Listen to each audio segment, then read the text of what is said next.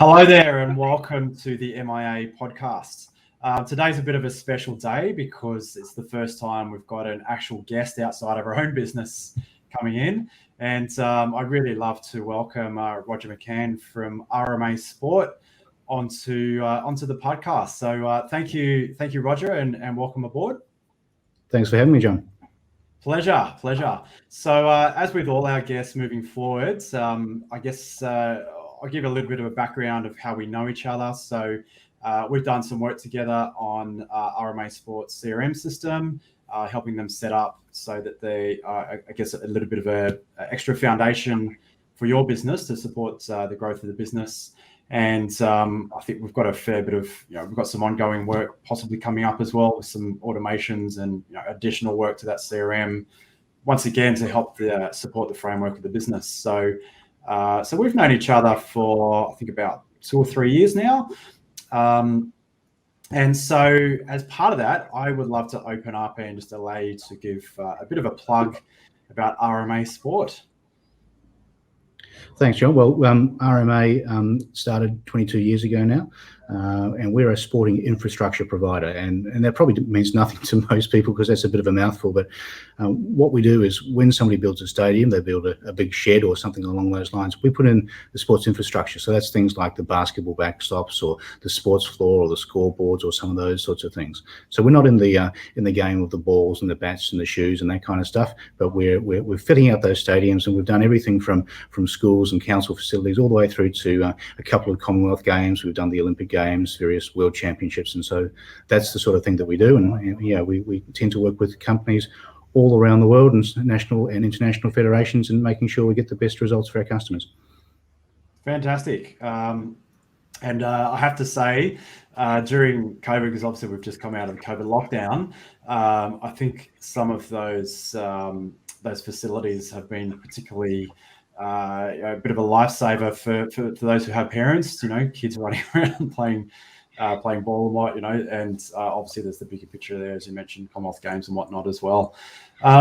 So look, what I'd love to do, Roger, because as part of this podcast, we want to be able to reaching out to businesses who are either in manufacturing, about to get in manufacturing, or support manufacturing.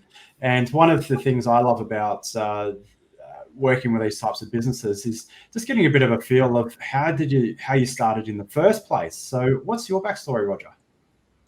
Well, many years ago, I grew up in New Zealand, and I actually have a degree in psychology of all things, which is not exactly directly in line with manufacturing what I'm doing today, but I had a passion for sport, and I played sport all through my childhood and my 20s and so forth, and to a decent level as well. And we were playing in representative teams and all those sorts of things. And I came to Sydney in 1995 with the idea that I really wanted to be involved with the Olympic Games, because why wouldn't you? It's just on the doorstep.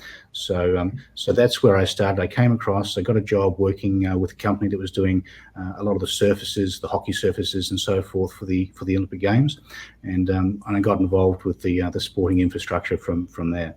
And just before the games, they actually closed down the division that I was running. They were going through a few interesting times, and so I started up my own company. So that was back in 1999, and we've gone from strength to strength from there. And so that's how I got into it. It's a passion. It was an interest, but we've taken it from that to being an importer and a manufacturer and a distributor right across the Pacific. Yeah, I love it. That's a great story, because I guess most of us remember that old that saying that was it one and Tomo Samaranch, the winner of Sydney.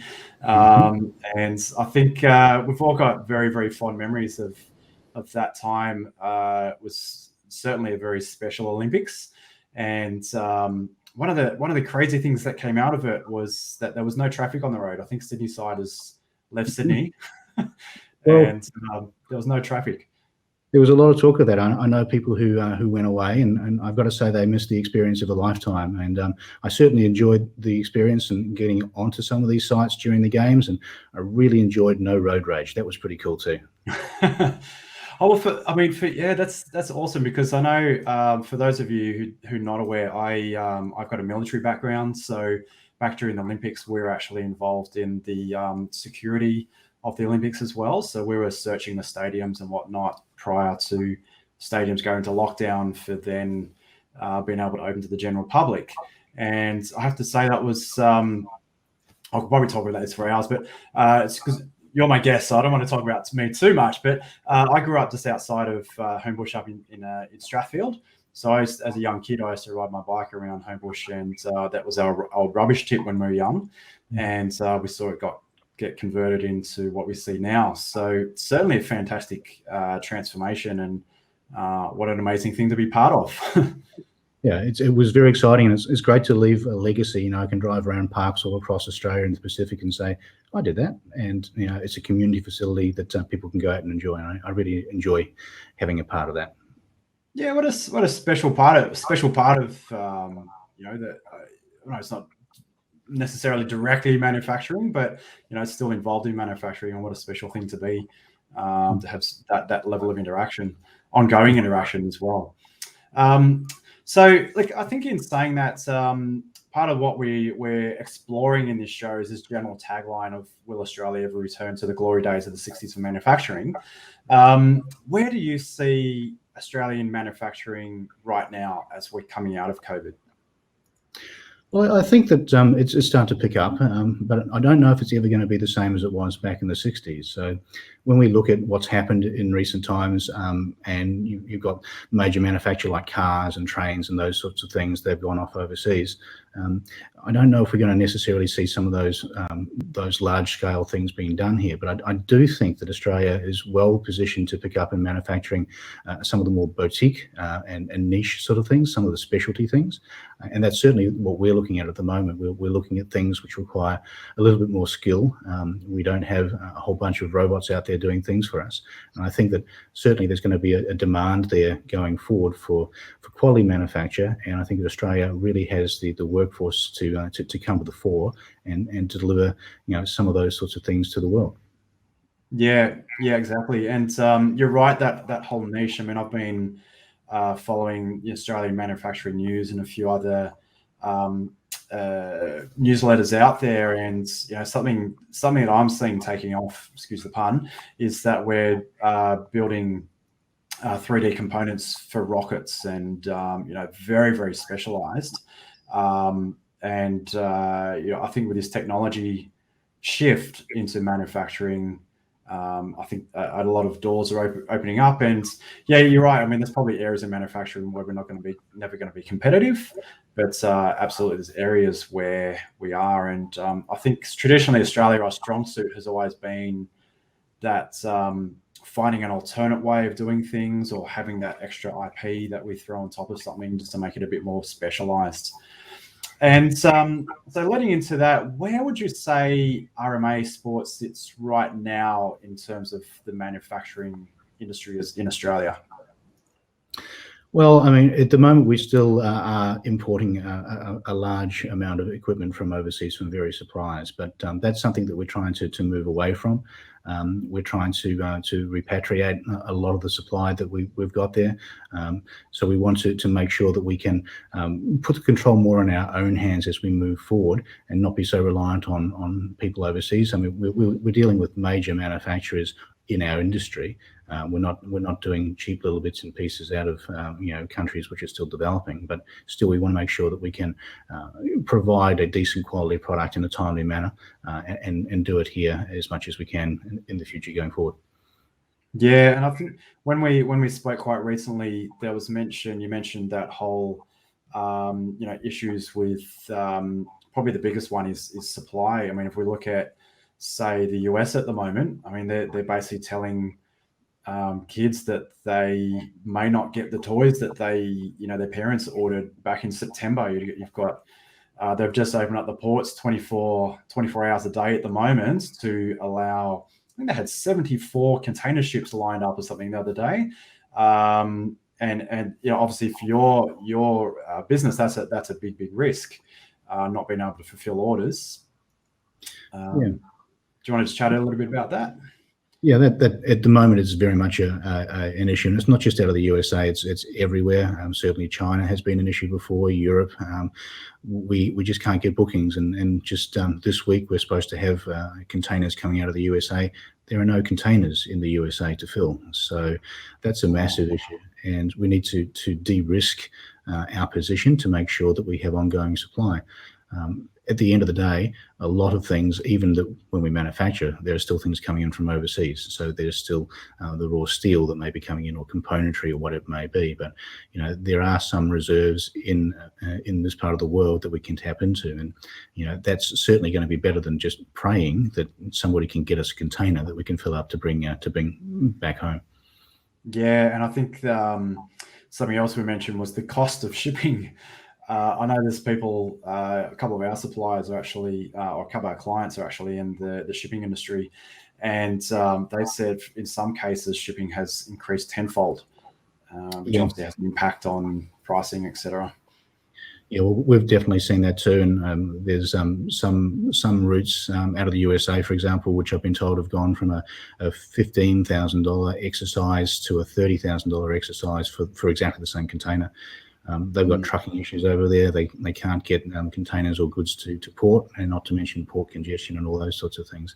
And that has a major impact on bottom lines here. It has a major impact on our ability, everybody's ability to supply to customers. So prices just keep going up and up and up and up, and it's very difficult where we work on the fringes of construction.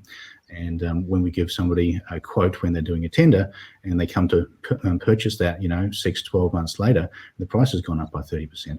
That's pretty tough going, because nobody's factored that in, and who pays for that. So we have to try and find a way to take the risk out of that and bring it back into our own control. Yeah.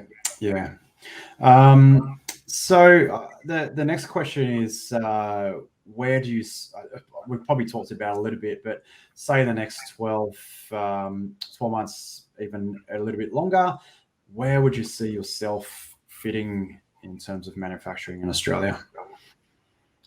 Well, we're trying to increase the amount that we do here. So we're working closely with our partners from around the world, and we're looking to see what we can produce here as opposed to producing overseas. So we want to be substituting in locally made materials in products where we can. It'll bring the lead times down. It'll take the exchange rate valuation difference out of the equation for us, and the freight costs. There's an environmental impact on that as well. So, when you're starting to make stuff locally, you don't have as much going around the world, which has got a footprint as well. So that's a thing to be mindful of.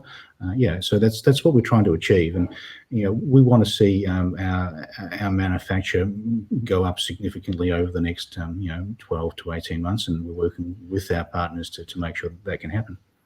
Yeah. Yeah, and I mean I love that whole chat about the environmental impact as well, which I think is not really getting told in popular media anyway. But that's people tend to be focusing on jobs and all that. But I love that angle of the environmental impact as well. That's pretty important, especially what's going on the planet at the moment. So you did mention as well, say in the near future for you, you have recently just kicked off the Entrepreneurs Program from, I believe we said the Department of, I'll get this right, Department of Industry, Science, Energy, and I'll miss one, Own Resources at the Great Barrier. Do you want to just talk a little bit about those? Yeah, well, firstly, that department needs to get a really swishy acronym, because that just is something else. Everything else in government does, isn't it? But the government is a good supporter, and obviously it makes sense for them to want to do manufacture here locally, because it's opening up new markets. That's revenue streams that we're not going to be able to find if we only sell within Australia. So that's an export sort of thing. We're getting more people engaged and working, and after COVID and all the things that have been happening there, this is a good time to really be looking at that sort of stuff. So the government has got a bunch of different incentives out there to try and encourage people to develop their production processes, their manufacturing, and that's something that we have been fortunate to get involved with. And we've been given a government mentor who's been appointed to us to help us develop our systems and plan better, look after things like ERPs. So we're looking after our stock flow and all those sorts of things, and they help subsidise the cost of getting some of your structures in place, or improving your structures. We always had structures. Everybody's got a system, but often then they need a bit of tweak and expert guidance. So we've been really lucky with the department and that growth grant to get somebody who's an expert in manufacture on to help us streamline our processes and just do the job a bit better. Yeah, I love that. And that fits really nicely into this whole concept of the modern manufacturing initiative. I think competitively, there's probably a lot of businesses in general and manufacturing in Australia that I think have maybe shied away from systems and technology and whatnot. We're always surprised as a CRM provider, the amount of people who still walk around with with spreadsheets and notepads trying to count stock. Once you do have those systems automated, it makes such a huge difference to people's lives. So a job that took, say, a whole weekend can be done at a click of a button now. So I think it's quite important. Yeah, absolutely, and that's where you can make a lot of savings for yourself by getting these automations, these smart systems in place. You can do things faster, and you don't have to have the same amount of man or woman hours to be doing the same amount of work. It can happen automatically, and that's really going to make sure that there's less mistakes and that people are able to plan better and make sure things are in place for when they need to be in place. So that's a huge part of the focus of what we're trying to do, improve and document all of our systems, and that's going to take us 12 months to do, but we're a long way down that path now, and getting these better systems in place means that we can grow faster, we can scale up, and we can do all the things we need to do to really move forward. So on that point, because the next question was going to be, what advice can you give to businesses? So what was the point at which you bit the bullet and said, we need to invest back into our business and invest in our systems? I know there's a lot of business owners out there that, it's that one day syndrome. What would you say to those business owners that are maybe sitting on the fence around reinvesting in that part of the business? You just got to do it. Basically, if we kept going the way that we were going, there was more and more coming onto the shoulders of myself and our team, and we were struggling to keep up with all the things that we had to do. These systems, they don't cost massive amounts of money. You just have to invest in them and get the right one to do the hard work, the hard lifting for you. And once you do that, you buy back yourself some time, and you can step back and you can start to have more of a strategic overview. So we always say you don't want to be working in the company, you want to be working on the company, and that's obviously going to be a goal for all business owners to try and do that. I'd say to them, don't hold back, go and get some advice, apply for some of these grants which are available, and see if they can get some external support, some expertise. Something I found for myself is that you can get lost in pages and pages of Google trying to find out the best thing, and you just want to make sure that you start and you get some progress, because one of the mentors that I work with is progress is better than perfection. And it's better to have something in place and start moving forward, because you can always improve on that as you go along, rather than just sit there petrified of making the wrong decision and doing nothing, because you're just going to go backwards if you don't actually put a foot forward and say, this is it, this is the line, this is where I start from, and move forward and put things in place. Yeah. So just on that note, the actual application for the program and the grants, what would you say? Was that fairly straightforward? Did it require a bit of work up front? What was that process like for you? Well, it was a very simple process. I mean, the government is actively trying to help, and there's state and federal, programs available for people to access. But, we were put into, in this particular one, we were given the name of a few mentors that we could have a look at, and we looked at what they specialised in. So some would specialise in one specific area, and others would be something a little bit different. So we found in Derek the person who was best suited for what we're doing. And spoke to him, and he helped us go through the grant process. He really just he didn't do it all, but he certainly told us what we needed to do to make sure that we had the best chances of getting that grant to go through. From memory, that took about 6 weeks or something along those lines to do from the get-go to the approval stage, and then it's a matter of figuring out what you want to do with the grant. And it's not just the government giving you money. This one is a 50-50. So they're going to invest in us, but we also have to invest in ourselves as well. So the costs are split 50-50, but it's allowed us to do, because we're only paying for half of it, it's allowed us to do twice as much as what we could do by ourselves. That's awesome. And what sort of impact is that going to have on your business going forward? I mean, we touched on it. I guess if we're looking at once again businesses that maybe the ears are pricking up now, what's that give your business in the future? Well, for us, we're infrastructure related. So I've said for a long time in Australia, there's problems. We can't afford roads, we can't afford hospitals and so forth, but we can always afford sport. So that's always been going along pretty strong for us. But as we've grown quite a lot, thanks to the likes of the CRM and better being able to manage some of the projects and so forth, this is going to give us better visibility and management, information flows and all the rest of it. It's going to give us better forecasts, so we know when we have to have stock in place, when we have to be putting things into stock, manufacturing parts. So that's what this is really going to do. It's going to give us the benefit of having a better overview of our business and being able to be 2 steps ahead instead of 1 step behind. Yep. Okay, so my next question is more directed at once again Australian manufacturing in general. Do you feel that Australian manufacturing has a strong future? So I guess at the moment we're at this potential tipping point where we've coming out of COVID. Everyone's realised there's supply chain issues. There's there's pricing issues with transport, et cetera, et cetera. So people are starting to look local again, and the Made in Australia campaign's having this big push right now to say, let's buy local. And I think you and I, we've both seen that before. Those Dick Smiths, buy Dick Smith peanut butter instead of the other one, all that sort of stuff. And there's been times where it's been a fad. So what would you say? Where do you say we sit right now? Do we have a strong future, or is it another fad?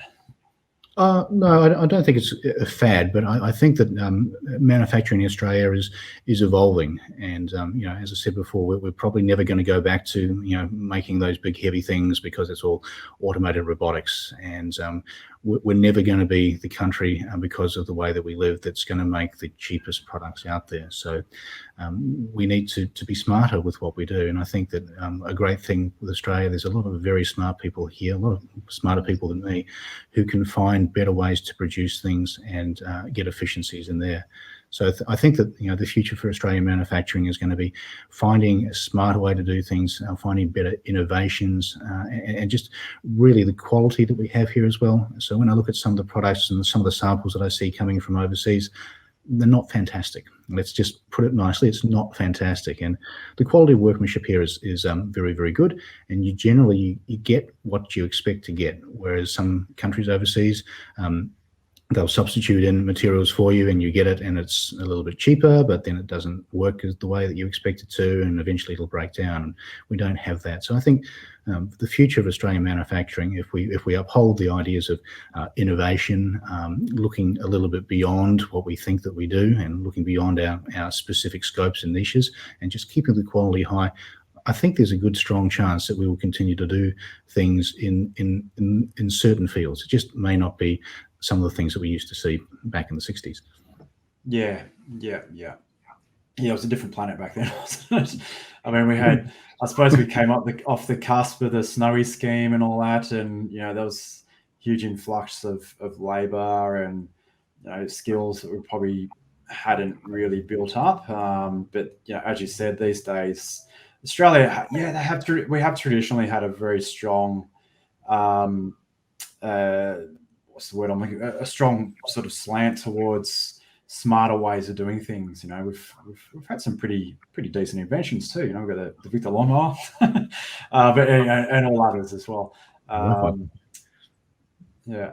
So look, so my next question is more for businesses that on that topic of quality, because I guess typically quality, it's been probably generally Europe, probably specifically countries like Germany and that are typically renowned for quality, and Australia definitely. I don't think we shout it out, but think people are aware of our quality. Now, for those businesses who do produce a good quality product and they're out there really taking advantage of it, next natural step for them is to export. I was speaking to some friends of my parents a couple of days ago, and they were talking about one of the guys there, his brother and his dad were saddle makers, so like horse saddles. So whether it be anything from a racing saddle all the way up to a general riding saddle or working saddle, whatever it might be. He had a long lineage of family making saddles. And he was saying back in the day, they actually looked at exporting, and we're talking 20, 30 odd years ago, but they were doing really, really well, but then they got snowed under by all the paperwork. Now, obviously, once again, different time generation back then. You did mention you do some exporting. What would you have a bit of a chat about how you currently export, and also I'd like to just have a bit of a look at what any advice you would give to businesses who are looking to export as well. Well, we both import and export, and the exporting is the easier part. We generally find there's a lot less involved in exporting than there is in the importation in terms of the paperwork and the compliance and so that kind of stuff. So, and obviously that's a good way to grow your market, to be trying to get out there, because Australia is only so big. And so if you can export, you're going to open up so many new avenues, so many new potential markets, and really grow your opportunities from there. And that's what the government is trying to do. And again, the government, both at state and federal level, have specific grants available for exporting. So if people are looking to export, you can get marketing grants, which will get you money to go and build a website or to attend a trade show overseas somewhere, and all those sorts of things. And that happens at both, as I say, state and federal level, to try and encourage people to get out there and do it. So I would not, I certainly wouldn't be reluctant in trying to do that. We send stuff all over the Pacific and New Zealand, and some stuff into Asia, as I mentioned, and we don't have a lot of trouble doing that. And that's definitely an area that we're looking to grow more into. Yeah, that's good to hear. And there's always been that argument of Australia doesn't have the population to support manufacturing. That's been an old adage from when I studied economics at high school. It was sort of like, let the countries who are efficient at it be efficient at it. But it's a really good point. And I dare say that's why the government is pushing this, making it easier for businesses to be able to do that. Are there any markets that you haven't tapped into yet that you would like to? Where do you sit with that? Well, look, we haven't done a huge amount in Asia yet, but I can see that there's definitely potential for that. The Pacific is relatively small, but some of the things that we design, and that's something that I'm really passionate about, is design.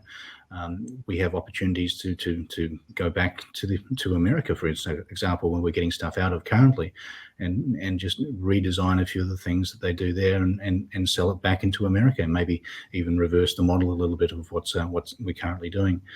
Same thing in Europe, and we've had a lot of experience over the years dealing with Germany. But some of the things that we're designing here and showing them these days, in fact, I was just speaking to a colleague about that the other day. He said this is on a par with anything that we've seen in Germany. So there's the opportunity to do that. And again, it's about being smart. So the things that we do, they're quite big and bulky, so we have to find ways of efficiently getting them to where they need to go.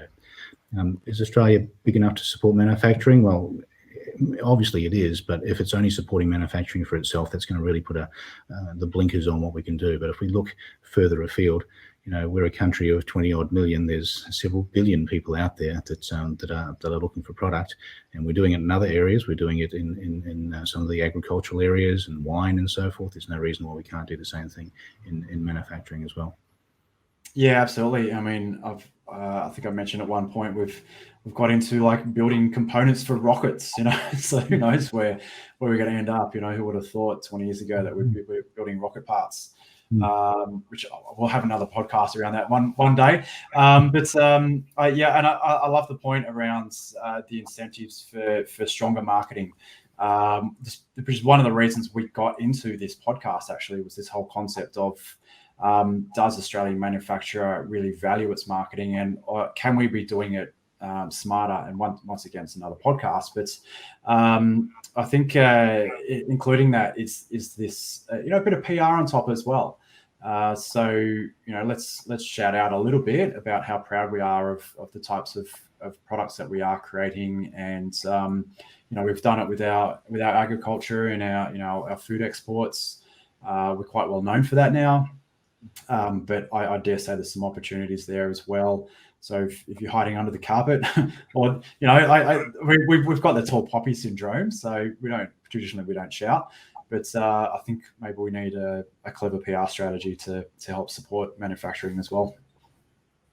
Yeah, definitely. We've got a lot to be proud about, and as you say, some of the things we've done in the past, like that Victor lawnmower and that Hills hoist, and a whole bunch of other things, they really do stand out. And we do have to tell people that, hey, we are an innovative, quality-driven country, and we can do things at a good price. It won't be the cheapest, but we can certainly produce things that are going to be a benefit in their lives and in their countries. And I think export is obviously it's going to be a very important part of the future growth of Australia. Yeah, I love it. And I think to wrap that in, that is, like you said, the quality. It may cost a little bit more in the upfront, but when we look at the economic costs, the environmental costs, and et cetera, if you've got to keep re-importing product because it breaks all the time, versus purchase once and then it's there for life. That makes a dramatic difference to your business if you're overseas as well.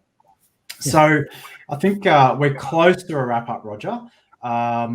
As I said, thank you very much for coming on board. Do you have any final words you would love to shout out for those who are in business in general, or more specific businesses in manufacturing as well?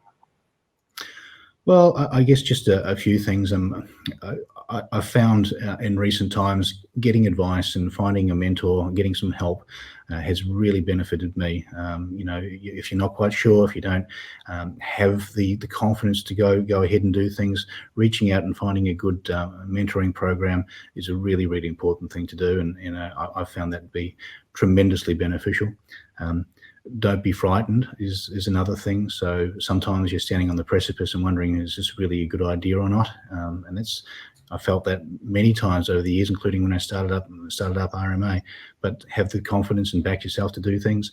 And another thing is just to make sure you don't have the blinkers on, because sometimes the opportunity for you exists just over to the side. So don't say, well, that's not what we do, because you might find that, when you look at that, it's not actually so different to what you do for your core. And there's a whole different, line that you could be doing in there with minimal adjustments to your production, to minimal adjustments to the way that you operate, but you're opening up a whole new market. So don't put the blinkers on, take the blinkers off, and make sure that you really examine every opportunity as it goes by. I love that final point, because I think when I was running my business, one of my business coaches, Matt, he was questioning me because traditionally I was focused on websites back then, and he was like, "We're just going through all the figures," and he's like, "Where's like your websites are bringing you this much? Where's all your business coming from? Because you're growing." And I was like, "Oh, I'm doing this CRM thing, and I'm not sure whether I want to focus on it because I should be focusing on websites." And he's just like, "Johnny, like who else focuses on CRM and websites together?" And you're right, like I just pivoted a little bit. Obviously, we've met through that, and we've been able to support a whole lot of other businesses out there and integrate systems and whatnot. And that all came out of a conversation of me taking my blinkers off and just going, well, how about I do open up the door a little bit? So thank you again for your wise words of wisdom. I always enjoy having a chat to you, Roger, because we always, who knows where the conversation's going to go, and it's always fruitful. So thank you very much. So I'm going to call it a wrap up for our very first MIA podcast with a guest. Thank you very much for watching. We will have our next podcast out in the following months, so keep a lookout for that. And in the meantime, let's see how we can support Australian manufacturing. Thank you.